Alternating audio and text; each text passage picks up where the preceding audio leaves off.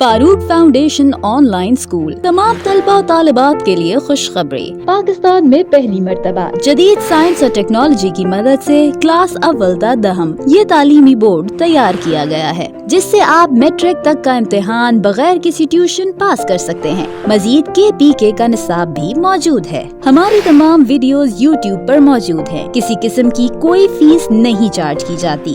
आप हमारे zoom programme में भी दाखिला ले सकते हैं। Farooq foundation online school. Assalamu alaikum dear students, hope you all are enjoying good health. So our today's lecture is about the tertiary structure. As in our previous lecture we have studied about the primary and secondary structure of the proteins. हमने पढ़ा कि proteins के जो है 4 structures होते हैं, ठीक है। First is the primary structure, second is secondary structure, third is tertiary structure and the last and fourth one is the quaternary structure. अब हम tertiary structure की बात करते हैं, तो let's get started. Usually a polypeptide chain bends and folds upon itself forming a globular shape. Tertiary structure में क्या होता है, जो हमने प्राइमरी स्ट्रक्चर और सेकेंडरी में पढ़ा था कि हमारे पास एक पॉलीपेप्टाइड चेन की फॉर्मेशन हो जाती है, ठीक है। तो टर्शियरी में क्या होती है, वही पॉलीपेप्टाइड चेन जो है वो बैंड होती है और मैनी टाइम्स जो है वो उसमें फोल्ड्स आते रहते हैं, ठीक है। जब उसके अंदर फोल्ड्स आते रहते हैं इटसेल्फ वो फोल्ड हुई जाती है तो वो एक ग्लोबुलर शेप अटेन कर लेती है और उसी ग्लोबुलर शेप को हम किस चीज़ का नाम देते हैं, हम उसको कहते हैं कि that it is the tertiary structure of the protein. So this is the protein's tertiary conformation. Conformation means shape, right? It is maintained by three types of bonds, namely ionic bond, hydrogen bond, disulfide bond. जो tertiary structure है उसकी वो किस तरह से maintain होता है, इसके अंदर कौन कौन से बॉन्ड्स प्रेजेंट होते हैं. First is the ionic bond, second is hydrogen bond and the third and last one is the disulphide bonds, mean sulphur sulphur bonds. ये 3 बॉन्ड्स जो है वो टर्शियरी स्ट्रक्चर की मेंटेनेंस में हेल्प करते हैं, ठीक है। हमने पढ़ा था कि हाइड्रोजन बॉन्ड जो है वो सेकेंडरी स्ट्रक्चर्स में भी एग्जिस्ट करता है. नेक्स्ट फॉर एग्जांपल उन्होंने एक एग्जांपल दी गई है टर्शियरी स्ट्रक्चर्स को समझाने के लिए. In aqueous environment, the most stable tertiary conformation is that in which the hydrophobic amino acids are buried inside, while the hydrophilic amino acids are on the surface of the molecule. क्या होता है कि aqueous environment में, aqueous medium में means water containing medium में हमने देखा कि इस जो टर्शियरी कन्फर्मेशन है, ठीक है, उसके अंदर 2 types of amino acids present होते हैं, hydrophobic amino acids and second one is the hydrophilic amino acids, ठीक है। Hydrophobic, hydro means water and phobic basically means heating, ठीक है। तो water heating hydrophobic amino acids means water heating amino acid, right. तो ये कहाँ पे present होंगे, ये इनसाइड प्रेजेंट होंगे. जो सेकंड हमारे पास है hydrophilic amino acid, they are basically means water loving amino acid, ठीक है। तो ये कहाँ पे प्रेजेंट होंगे, ये वाटर की स्ट्रक्चर की सरफेस पे प्रेजेंट होंगे. कौन कौन से हमारे पास, hydrophilic amino acids, right, and hydrophobic amino acids.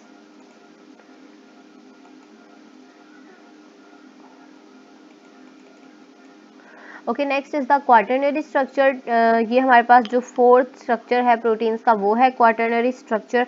और ये जाहिर सी बात है जब ये फोर्थ पे है तो इसके अंदर मोर कॉम्प्लेक्सिटी भी होगी. So in many highly complex proteins, आपको पता चल रहा है कि हाईली कॉम्प्लेक्स प्रोटीन्स में ही प्रेजेंट होगा.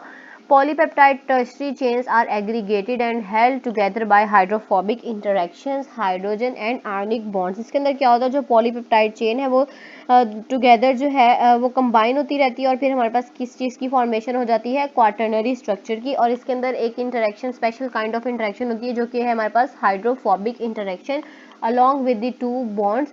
हाइड्रोजन बॉन्ड प्रेजेंट होते हैं और इसके अंदर आयोनिक बॉन्ड्स प्रेजेंट होते हैं, ठीक है. This specific arrangement is the quaternary structure. ये स्पेसिफिक अरेंजमेंट है जिसको हम क्वाटरनरी स्ट्रक्चर का नाम देते हैं. इसकी एग्जांपल क्या है हमारे पास, हीमोग्लोबिन. हीमोग्लोबिन क्या है हमारे पास, इट इज़ द प्रोटीन, ठीक है, जो कि किस चीज़ की रिस्पॉन्सिबिलिटी होती है, इसकी क्या रिस्पॉन्सिबिलिटी होती है, that it carries and transport oxygen to all body tissues, right. तो haemoglobin the oxygen carrying protein of red blood cells exhibit such structure. तो हीमोग्लोबिन के अंदर जो है वो क्वाटरनरी स्ट्रक्चर प्रेजेंट होता है, ठीक है. इसको देख लेते हैं नीचे. ये हमारे पास प्राइमरी स्ट्रक्चर शो किया हुआ है इन्होंने, this is the secondary structure, और ये इन्होंने टर्शियरी स्ट्रक्चर बनाया हुआ है जिसको उन्होंने कंपेयर किया टेलीफोन की वायर से. Next we have the classification of protein. Proteins की classification. Because of their complexity of structure and diversity in their function, it is very difficult to classify proteins in a single well-defined fashion. However, according to their structures, proteins are classified as follow.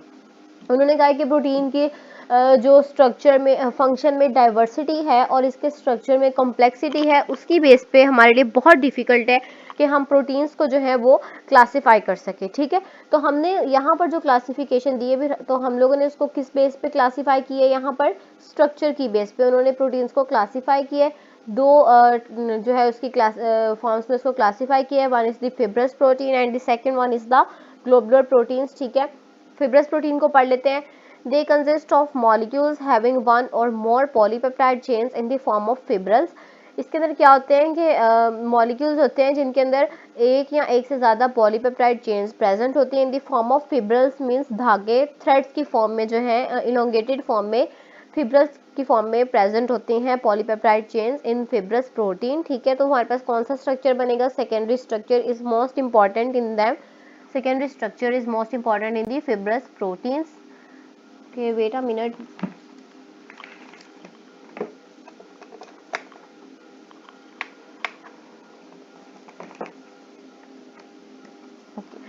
तो इसके अंदर secondary structure बहुत important है। ठीक है, they are insoluble in aqueous medium. ये क्या है, बेसिकली इनसोल्यूबल है एक्वस मीडियम के अंदर। ठीक है, दे आर नॉन क्रिस्टलाइन, ये क्रिस्टलाइन नहीं हो सकती, means they can not be crystalline. ठीक है, और ये इलास्टिक है इन नेचर, इलास्टिसिटी है इनके अंदर। They perform structural roles in cells and organism, cells और ऑर्गेनिज्म में इनका स्ट्रक्चरल रोल है। ठीक है, स्ट्रक्चर बिल्डिंग में इनका रोल है। इसकी एग्जांपल जो दी गई है वो बहुत इंपॉर्टेंट है। First are the silk worms. Silk worm जो है हमारे सिल्क फाइबर जो हमारे पास किधर से आता है, हमारे पास आता है सिल्क वॉर्म से। और स्पाइडर्स वेब, स्पाइडर वेब्स तो आपने देखे होंगे, वो भी बिल्कुल जो है वो थ्रेड की फॉर्म में, फिब्रिल्स की फॉर्म में होती हैं। Second is myosin. Let me highlight. Myosin क्या होती है, इन मसल सेल्स। फिब्रिन जो है वो कहाँ प्रेजेंट होती है, ब्लड क्लॉटिंग में उसका रोल है।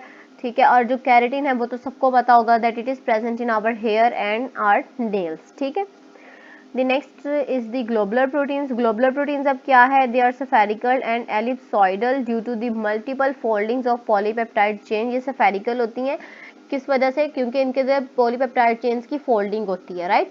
सो ये जहाँ पे फोल्डिंग की हमने पीछे बात की तो वो कौन सी है, टर्शरी स्ट्रक्चर। तो इनके अंदर भी मोस्ट इंपॉर्टेंट क्या है, tertiary structure. They are soluble in aqueous medium, ये बेसिकली थोड़े से ऑपोजिट ही हैं, फिब्रस और ग्लोबुलर। फिब्रस जो है वो इनसोल्यूबल है एक्वस मीडियम में एज कम्पेयर टू ग्लोबुलर जो है वो सोल्यूबल है एक्वस मीडियम में, सच एज सॉल्ट सोल्यूशन, जैसे कि सॉल्ट सोल्यूशन में, या सोल्यूशंस ऑफ एसिड और बेसिस, या कोई भी अल्कोहलिक, ठीक है, solution. They can be crystallised, ये क्रिस्टलाइज्ड हैं जबकि वो नॉन क्रिस्टलाइन है।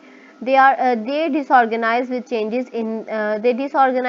changes in physical and physiological environment, ये disorganize हो जाती हैं। ठीक है, इनका स्ट्रक्चर disorganize हो जाता है अगर फिजिकली या फिजियोलॉजिकली इन्वायरमेंट में कोई चेंजेस आती हैं। ठीक है, लेकिन फिब्रस प्रोटीन नहीं होती क्योंकि उनका स्ट्रक्चरल रोल है। ठीक है, सेल्स और ऑर्गेनिज्म में। इसकी क्या क्या हमारे पास एग्जांपल्स हैं, इसके एग्जांपल्स में हमारे पास हैं एंजाइम्स, एंटीबॉडीज, हार्मोन्स और हीमोग्लोबिन। ये सारी हमारे पास एंजाइम है। हार्मोन्स भी हैं जो कि जैसे एंजाइम है वो स्पीड अप करते हैं रिएक्शन को। हीमोग्लोबिन की मैंने आपको बात बता दी कि it is the protein that is responsible for carrying oxygen. ठीक है, and transport it to all body parts. ठीक है, जो एंटीबॉडीज़ है वो डिफेंस का रोल प्ले करती हैं हमारी बॉडी के अंदर। तो ये इसकी एग्जांपल है ग्लोबुलर प्रोटीन्स की। Okay, let me highlight this. Next जो हमारे पास टॉपिक है वो है न्यूक्लिक एसिड्स। न्यूक्लिक एसिड की बात करते हैं। What is nucleic acid? Nucleic acid में हमारे पास डीएनए एंड आरएनए आ जाता है। Nucleic acids were first isolated in 1869 by F Miescher. F means Friedrich Miescher. ठीक है, शॉर्ट में यूज़ किया गया है। न्यूक्लिक एसिड को सबसे पहले आइसोलेट किया गया 1869 में by F Miescher from the nuclei of pus cells. कहाँ से उसने आइसोलेट किया था न्यूक्लिक एसिड को? From the nuclei of pus cell. Due to their isolation from nuclei and their acidic nature, they were named as nucleic acid. ठीक है, अब उसको जो है उसने आइसोलेट किया था न्यूक्लियाई से। ठीक है, किसमें प्रेजेंट था न्यूक्लिक एसिड? न्यूक्लियाई में, और उसकी एसिडिक नेचर थी, उसकी वजह से उसको न्यूक्लिक एसिड का नाम दिया गया। ठीक है, इन दोनों की वजह से इसको क्या न्यूक्लिक एसिड का नाम दिया गया। They were named as nucleic acid. Nucleic acids are of two types, दो तरह के हमारे पास न्यूक्लिक एसिड्स होते हैं। One is the deoxyribonucleic acid and the second one is the ribonucleic acid which stands जिसकी शॉर्ट फॉर्म में हम इसको RNA बोलते हैं, DNA और RNA। तो ये आपने याद रखना है, डीएनए की फुल में क्या है, deoxy ribo nucleic acid and RNA stands for ribo nucleic acid. ठीक है, DNA occurs in chromosomes in the nuclei of the cells and in much lesser amount in mitochondria and chloroplast. DNA जो है वो chromosomes में present होता है और sales के न्यूक्लियाई में, और बहुत ही कम अमाउंट में कुछ ऑर्गेनेलिस में प्रेजेंट होता है। कौन कौन सी में, माइटोकॉन्ड्रिया में और क्लोरोप्लास्ट में भी हमारे पास डीएनए जो है वो प्रेजेंट होता है। RNA is present in the nucleolus, RNA जो है वो न्यूक्लियोलस में प्रेजेंट होता है। इन द राइबोसोम, राइबोसोम्स में प्रेजेंट होता है। In the cytosol, cytosol and in smaller amounts in other parts of the cell, और सेल के अदर पार्ट्स में जो है बहुत ही स्मॉलर अमाउंट में हमारे पास RNA प्रेजेंट होता है।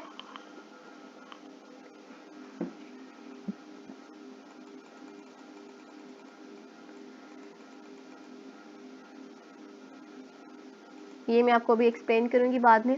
Okay, nucleic acids are complex substances. Nucleic acid जो है वो कॉम्प्लेक्स सब्सटेंसेस है। यहाँ चले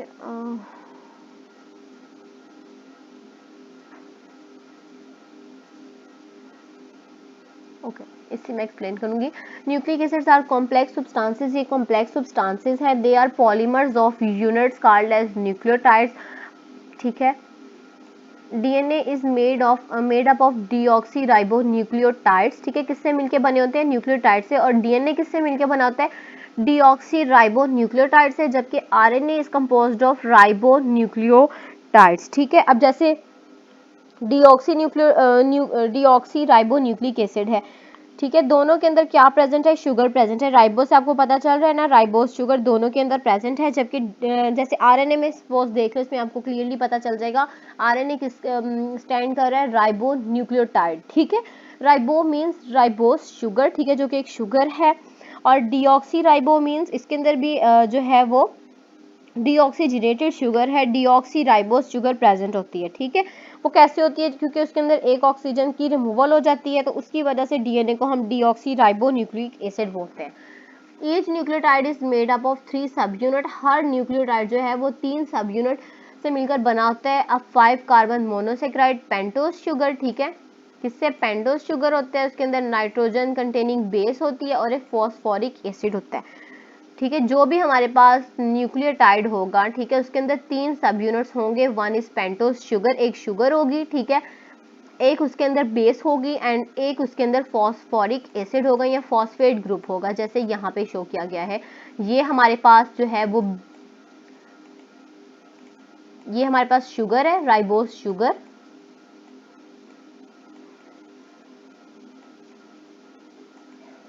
okay, and this is the nitrogenous base adenine. यहाँ पे कोई भी लग सकती है, हम आगे फर्दर उसको और डिस्कस करेंगे। ठीक है, this is the base. Okay, और ये हमारे पास फॉस्फेट है, phosphate group means phosphoric acid. ये हमारे पास एक न्यूक्लियोटाइड का स्ट्रक्चर है, टोटल स्ट्रक्चर, राइट। जैसे ये राइबोस है, ये 5 कार्बन कंटेनिंग शुगर है। ठीक है, ये कार्बन नंबर 1 है, 2 है, 3 है, 4 है और ये 5 है। कार्बन नंबर 1 के साथ यहाँ पर जो है आप देख सकते हैं हमारे पास शुगर अटैच है, और जो कार्बन नंबर 5 है यहाँ पर, उसके साथ हमारे पास फॉस्फेट ग्रुप अटैच है। ठीक है,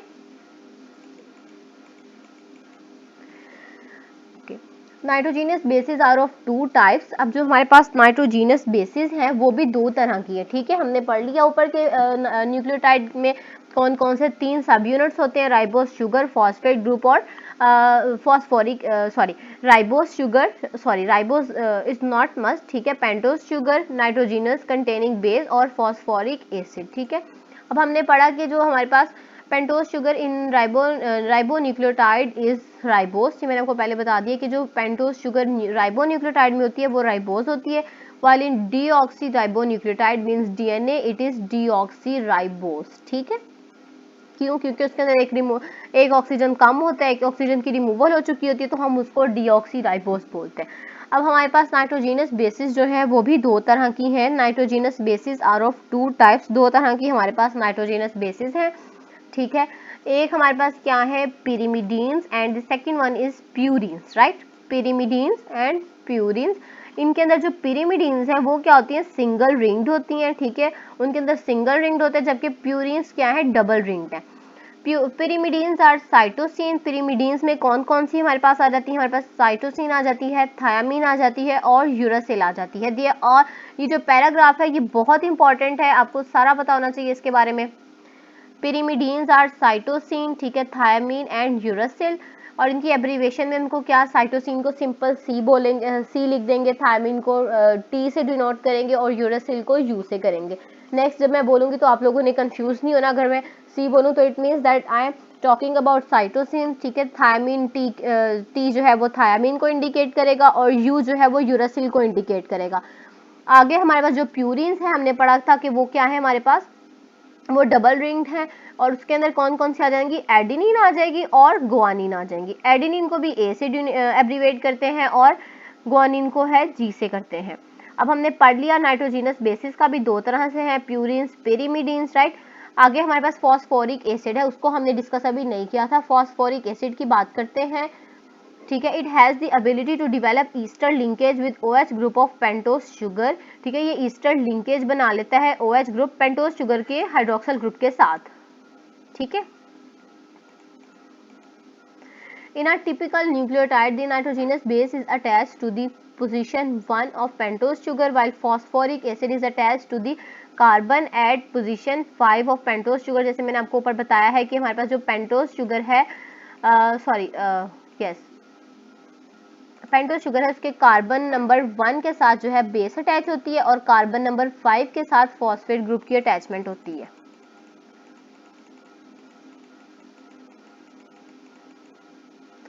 ओके।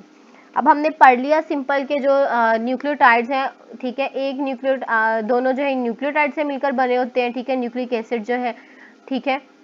और एक जो न्यूक्लियोटाइड है उनके अंदर 3 सब यूनिट्स होते हैं, कौन कौन से होते हैं, ठीक है। 5 कार्बन मोनोसेक्राइड, ठीक है, मीन्स एक शुगर नाइट्रोजीनस बेस होती है, ठीक है। और एक क्या है, फॉस्फोरिक एसिड। ये 3 चीज़ें होती हैं हमारे पास, राइट। अब हमने आगे फर्दर भी उनको पढ़ लिया कि उनके अंदर शुगर कौन कौन सी प्रेजेंट होती है। अगर डीएनए है तो उसके अंदर डीऑक्सीराइबोज है, आरएनए तो राइबोज शुगर है। फिर हमने जो नाइट्रोजीनस बेसिस है उसकी भी बात कर ली कि कौन कौन सी नाइट्रोजीनस बेसिस होती है। हमारे पास दो तरह की होती हैं, ठीक है, प्यूरिन्स होती हैं और पिरिमिडीन्स होती हैं, ठीक है। प्यूरिन्स जो है वो हमारे पास क्या है, वो डबल रिंग्ड है, जबकि पिरिमिडीन्स हमारे पास क्या है, दे आर सिंगल रिंग्ड। उनके अंदर आगे कौन कौन सी आते हैं, जैसे पिरिमिडीन्स में हमारे पास आती है साइटोसिन, थायमिन, यूरासिल, और प्यूरिन्स में हमारे पास आ जाती है एडेनिन और गुआनिन, ठीक है। इनके अंदर भी डिफरेंस है, वो हम आगे फर्दर भी देखेंगे कि इनके अंदर क्या डिफरेंस है। फॉस्फोरिक एसिड की बात कर ली कि वो ईस्टर लिंकेज बनाता है और कहाँ कहाँ किस किस पोजीशन पे इनकी अटैचमेंट होती है, हमने वो भी देख लिया। अब हम आगे मूव ऑन करते हैं अपने नेक्स्ट टॉपिक की तरफ, okay. The compound form by the combination of a base and a pentose sugar is called as nucleoside. अच्छा, अब हमारे पास यहाँ पे दो चीजें, अब हमने क्या पढ़ा है ऊपर, न्यूक्लियोटाइड। अब ये तो हमारे पास एक न्यू वर्ड है ना, न्यूक्लियोसाइड, हमने इसके बारे में तो नहीं ना पढ़ा, ये फिर क्या है, हमने तो ऊपर न्यूक्लियोटाइड पढ़ा है, न्यूक्लियोटाइड, राइट। ये हमारे पास है न्यूक्लियोसाइड।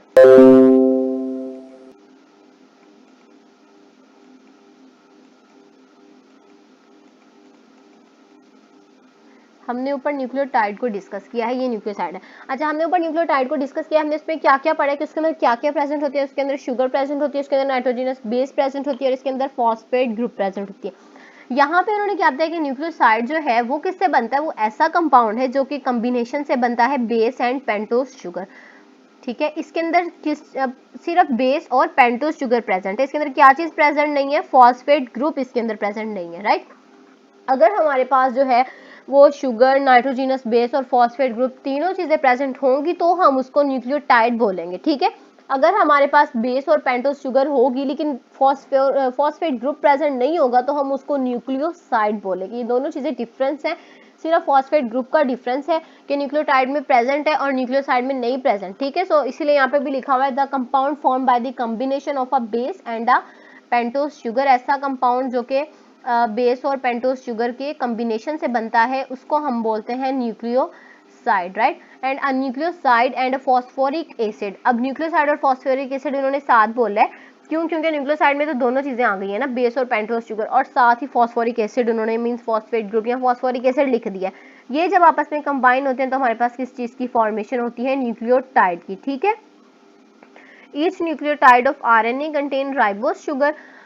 आरएनए का जो हर न्यूक्लियोटाइड है उसके अंदर राइबोस शुगर है, जबकि sugar in each nucleotide of DNA is deoxyribose, as I explain you earlier, ठीक है, कि आरएनए के अंदर जो राइबोस शुगर होगी, आरएनए की जो न्यूक्लियोटाइड में शुगर होगी वो राइबोस शुगर है, जबकि न्यूक्लियोटाइड जो है डीएनए में कौन सी शुगर प्रेजेंट होगी? वो डीऑक्सीराइबोस होगी। क्यों? Because one oxygen remove from OH group at carbon number 2, उसके कार्बन नंबर 2 से एक ऑक्सीजन की रिमूवल हो गई होगी, ठीक है।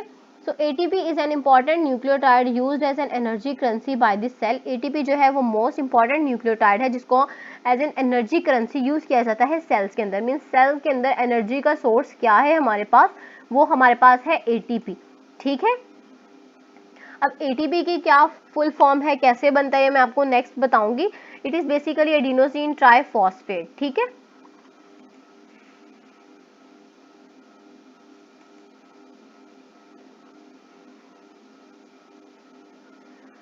डीएनए की बात कर लेते हैं। DNA is a hereditary material. DNA हमारी हेरिडिटरी मटेरियल है, हमारा जेनेटिक्स को कंट्रोल करता है, ठीक है। It controls the properties and potential activities of this cell, ठीक है। ये हमारी सेल्स की प्रॉपर्टीज और पोटेंशियल एक्टिविटीज को कंट्रोल करता है। It is made up of 4 kind of nucleotide, 4 तरह के न्यूक्लियोटाइड से ये बनता है, ठीक है, जिनके अंदर कौन कौन सी होंगी? D adenosine monophosphate, D guanosine monophosphate, D cytidine monophosphate और डी थायामीन मोनोफॉस्फेट। हमने पढ़ा था कि डीएनए के अंदर जो बेसिस होती हैं, 4 तरह की डीएनए के अंदर बेसिस होती हैं। कौन कौन सी डीएनए के अंदर बेसिस होती हैं? डीएनए के अंदर जो बेसिस होती है मैं यहाँ पे लिख देती हूँ, एडिनिन, ठीक है, गुआनिन, साइटोसिन एंड थायामीन, ठीक है। ये 4 बेसिस जो है ये हमारे पास डीएनए के अंदर होती हैं, ठीक है। मीन्स कोई भी बेस लग सकती है। जैसे ये एडिनोसिन अगर होगी तो हम उसको एडिनोसिन मोनोफॉस्फेट बोलेंगे, ठीक है। डी लगाया है डीएनए के लिए, डीऑक्सी है, ठीक है, इस वजह से हमने उसके साथ डी लगाया है। Just wait a minute.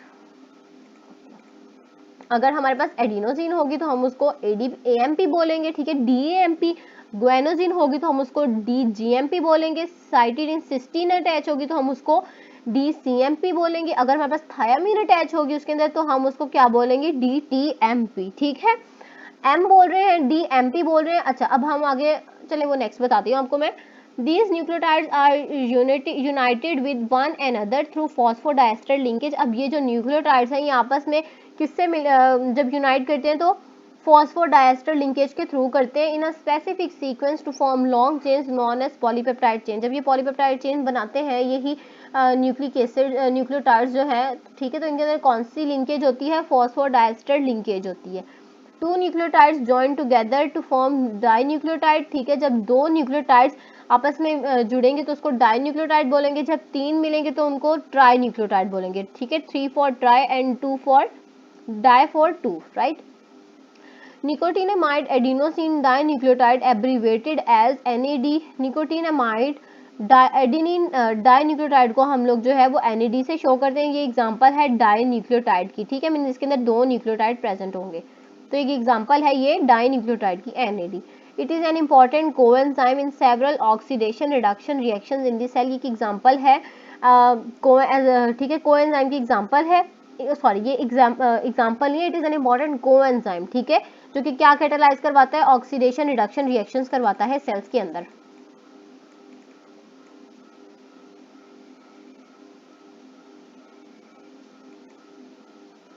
Okay, मैं आपको ऊपर ही एक्सप्लेन कर देती हूँ।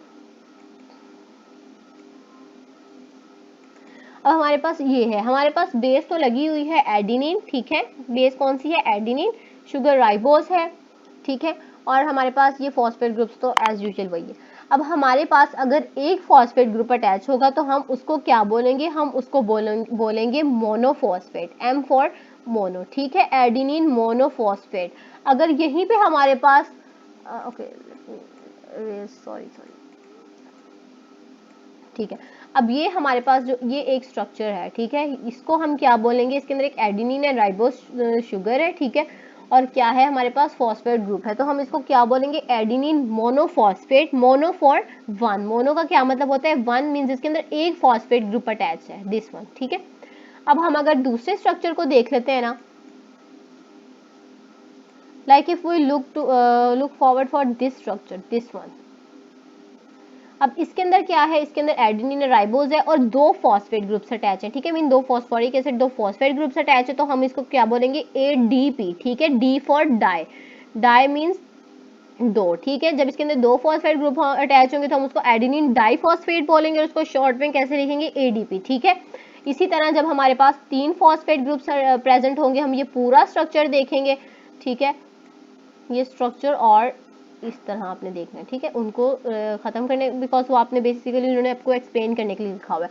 अब हमारे पास तीन फॉस्फेट ग्रुप्स प्रेजेंट है, तो हम इसको क्या बोलेंगे, एडिनोसिन ट्राइफॉस्फेट, ट्राई मीन्स तीन फॉस्फेट ग्रुप्स अटैच है, तो हम इसको शॉर्ट में क्या बोलेंगे, ATP, और ये एनर्जी करेंसी है सेल्स के अंदर, मेजर एनर्जी करेंसी है। सो this is all about today. अब हम कुछ इंपॉर्टेंट ऑब्जेक्टिव डिस्कस कर लेते हैं, ये टेबल से हम नेक्स्ट स्टार्ट करेंगे। So these are some important objectives and short questions related to our today's lecture. So first is the stability of secondary structure of protein is maintained due to, हमने पढ़ा था कि secondary structures में कौन से bonds present होते हैं, hydrogen bond, तो उनकी स्टेबिलिटी को कौन मेंटेन रखेगा, ऑब्वियसली हाइड्रोजन बॉन्ड। तो हमारे पास फर्स्ट ऑप्शन क्या है, covalent bond, second hydrogen bond, third is disulphide linkages and last one is all of this. और सेकेंडरी स्ट्रक्चर्स में तो ऑल ऑफ दिस होते ही नहीं है, ठीक है, ये सब होते ही हैं, तो हम किसको सिलेक्ट करेंगे, our correct option is B option which is the hydrogen bond, ठीक है। सेकंड है हमारे पास which one of the following protein shows tertiary structure, इनमें से कौन सी प्रोटीन जो है वो टर्शियरी स्ट्रक्चर शो करती है, first is fibrin, second is keratin, third myosin और हीमोग्लोबिन। तो हमने पढ़ा था कि हीमोग्लोबिन जो है वो टर्शियरी स्ट्रक्चर शो करती है, ठीक है। Third is the which statement is true about the silk protein, कौन सी स्टेटमेंट ट्रू है about silk protein, they plays a functional role in cells, elastic in nature, soluble in aqueous medium and tertiary structure। First of all तो हमने देखना है कि silk protein किस category में थी, फिब्रस प्रोटीन्स की कैटेगरी में थी या ग्लोबुलर प्रोटीन्स की कैटेगरी में थी, और हमने पढ़ा था कि सिल्क प्रोटीन जो है वो फिब्रस प्रोटीन की कैटेगरीज में थी, ठीक है, जिधर हमने ये भी पढ़ा था कि ये कहाँ से हमें मिलती है, फ्रॉम सिल्क वर्म्स और स्पाइडर्स वेब, ठीक है। तो फंक्शनल रोल तो इनका नहीं होता, इनका तो स्ट्रक्चरल रोल होता है, ठीक है, जिसके अंदर कैरेटीन भी थी फिब्रस की एग्जांपल में। सेकंड इलास्टिक इन नेचर, ये ऑप्शन करेक्ट है, ठीक है, हमने पढ़ा था कि they are insoluble in aqueous medium and elastic in nature.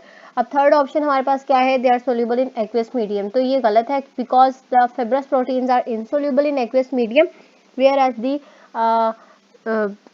As the globular proteins are soluble in aqueous medium, ठीक है। और लास्ट ऑप्शन हमारे पास क्या है, it is the tertiary structure, तो हमारे पास इसका करेक्ट ऑप्शन क्या होगा, हमारे पास इसका करेक्ट ऑप्शन होगा इलास्टिक इन नेचर, ठीक है। लास्ट वाला हमारे पास जो ऑब्जेक्टिव है वो है ATP is ribonucleotide, energy currency, deoxy ribonucleotide या नन ऑफ दिस। तो ATP हमने पढ़ा था it is the energy currency for all cells, ठीक है, तो इसका करेक्ट ऑप्शन भी हमारे पास बी है। Now moving towards some important short questions and they are extremely important. First is differentiate between nucleotide and nucleoside. मैंने आपको बहुत अच्छे से एक्सप्लेन किया वहाँ भी कि न्यूक्लियोसाइड क्या होता है और न्यूक्लियोटाइड क्या होता है, ठीक है। अगर हमारे पास जो है सिर्फ नाइट्रोजिनस बेस हो और पेंटोज शुगर हो, मीन्स कि जिसके अंदर फॉस्फोरिक एसिड ना हो, तो उसको हम न्यूक्लियोसाइड बोलेंगे। Whereas on the other hand जो हमारे पास न्यूक्लियोटाइड है उसके अंदर हमारे पास तीनों चीज़ें होंगी, ठीक है, नाइट्रोजिनस बेस होगा, पेंटोज शुगर होगी और फॉस्फोरिक एसिड, ये तीनों चीज़ें होंगी हमारे पास, तो न्यूक्लियोटाइड बनेगा। इसकी एग्जांपल भी दी गई है और इसकी एग्जांपल भी दी गई है, ठीक है।